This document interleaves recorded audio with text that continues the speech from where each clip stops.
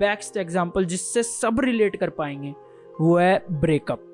Something you would like to call basic. ठीक है, I feel like time is the richest of all and the most dominative. ठीक है, because it's like कि वो decision या फिर वो leadership एक तरीके से कि तुम order नहीं देके भी you hold that much power. Absolutely, like how they say that you make the choices in the present, but you feel like that you are making those choices. Yes, you are somewhere, but in the end or eventually your choices make you. So, आज के हम विशेष टिप्पणी के episode के अंदर बात करने जा रहे हैं लाइफ एंड इट्स एग्जिस्टेंस के बारे में. हमारे साथ है Priyanka, script writer and illustrator, बहुत अच्छी दोस्त है मेरी. So welcome to our Saturday podcast Priyanka. Yay, thank you. Hi.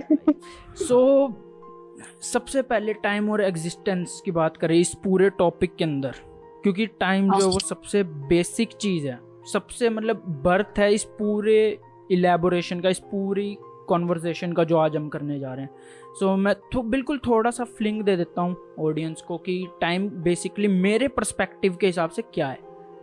Time जो है वो एक अर्थ रेवोल्यूशन ख़त्म होता है 24 घंटे के अंदर, पूरा साल के अंदर अर्थ एक पूरा सर्कल लगाती है, वो सब कुछ मतलब मेरे हिसाब से टाइम हम उसे बोल देते हैं कि डे नाइट, डेज.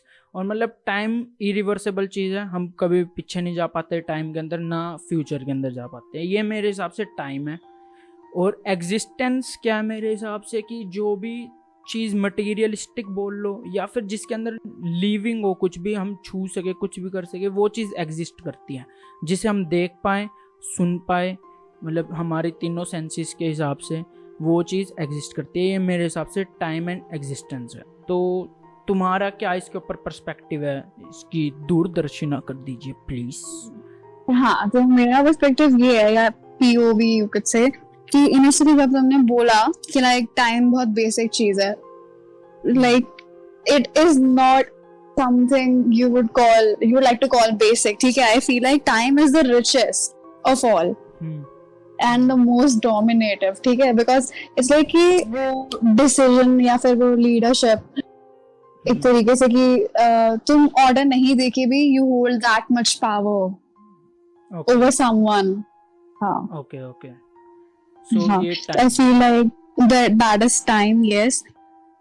So मतलब टाइम तुम्हारे लिए एक मटेरियलिस्टिक चीज है जो जी रही है, मतलब जो एग्जिस्टेंस जो हम बात कर रहे हैं वो तुम्हारे लिए टाइम एग्जिस्ट करता है एक फिजिकल फॉर्म के अंदर.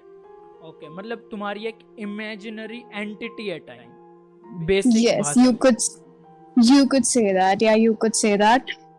But I feel like वही है ना, so there is past, there is present and there is future.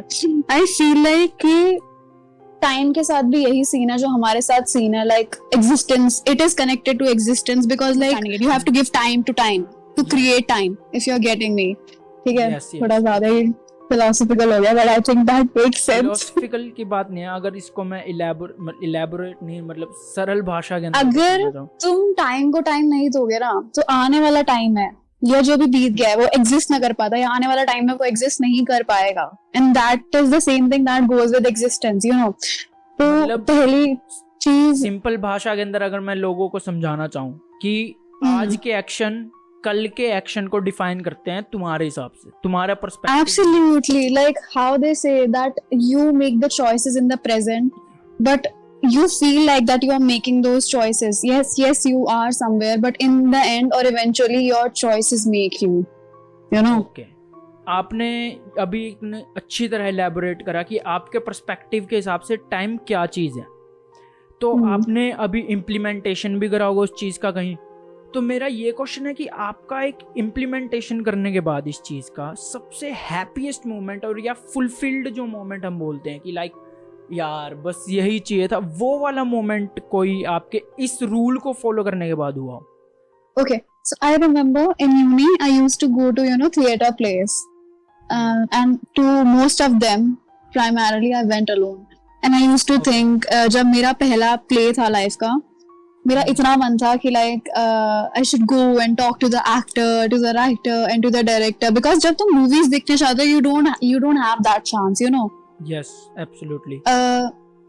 an average person does not has that chance to talk to the writer or to the director specifically, but in plays and theater plays you get that advantage to socialize with the people in the making, in the behind the scenes. And I was So just getting basically- started So basically that was acting theater, like a theater for drama and plays. So yeah, I did, and then eventually I decided to like actually go and talk to them, and because I had a knack for art direction and script writing, I got to know more and more people, and then it did help me eventually in my career, like to how to move forward with things or how to do things differently that would work out for me. Yes. Okay. So basically आपका जो सबसे main चीज़ जो आपने fulfil करी है कि मतलब time उस टाइम में आपने टाइम पुट करके कि ये आपकी स्क्रिप्ट राइटिंग जो आपने परस्यू कर रहे हो आप, उसके ऊपर हेल्पफुल रही है कि हम आपने थिएटर्स के अंदर टाइम लगाया एंड वो आपके फ्यूचर की एग्जिस्टेंस के अंदर स्क्रिप्ट राइटिंग के तौर पे आपको कम बैक दे रहे हैं.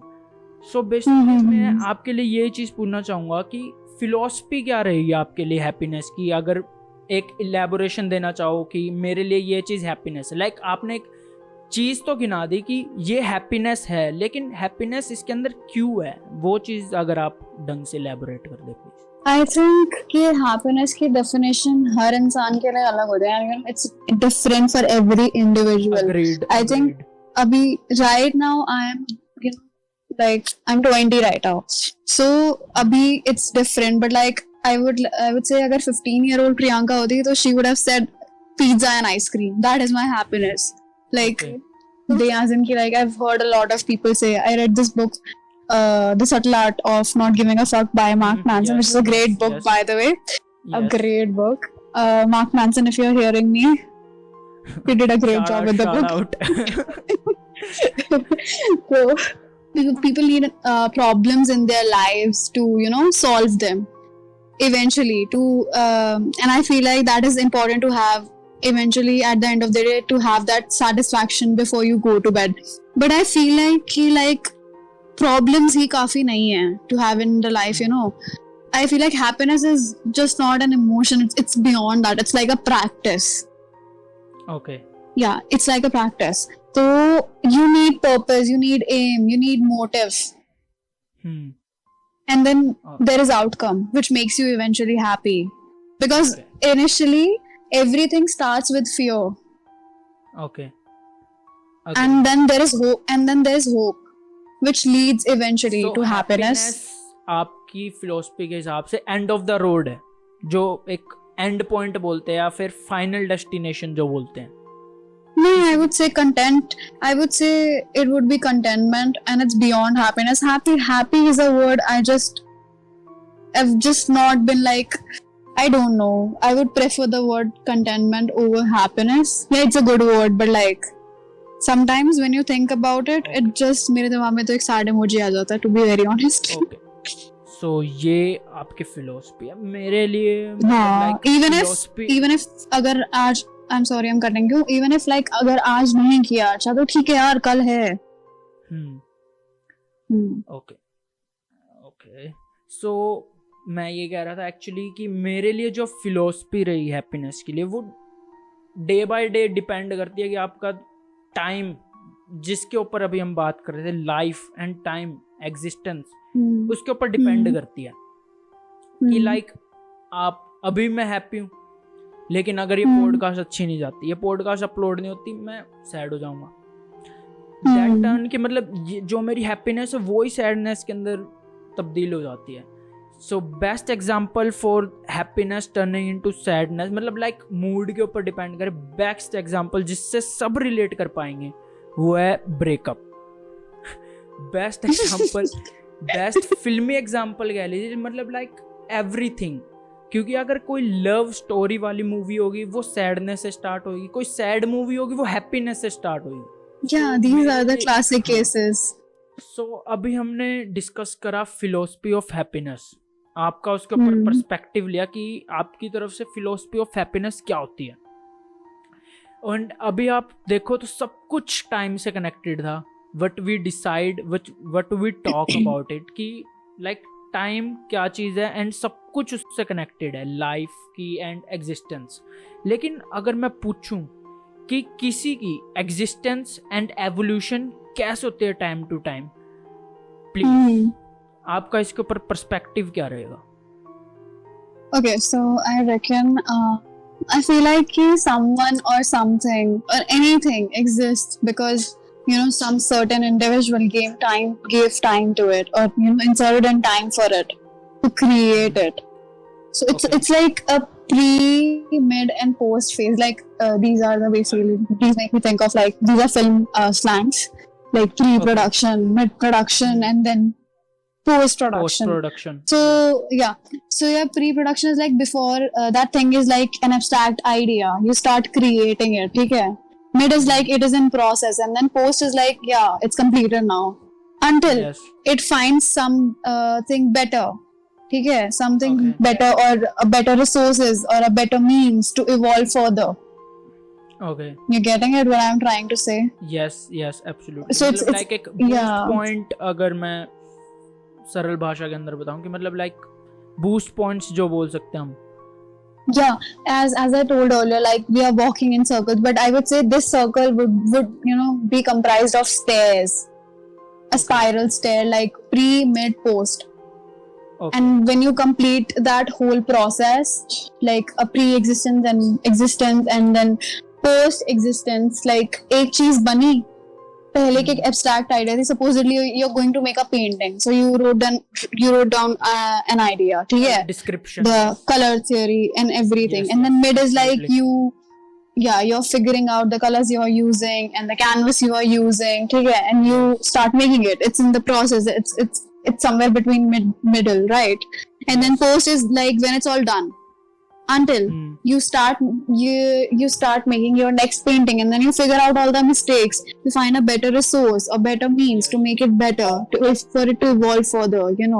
Everything and everyone on this entire universe works like that, I feel like.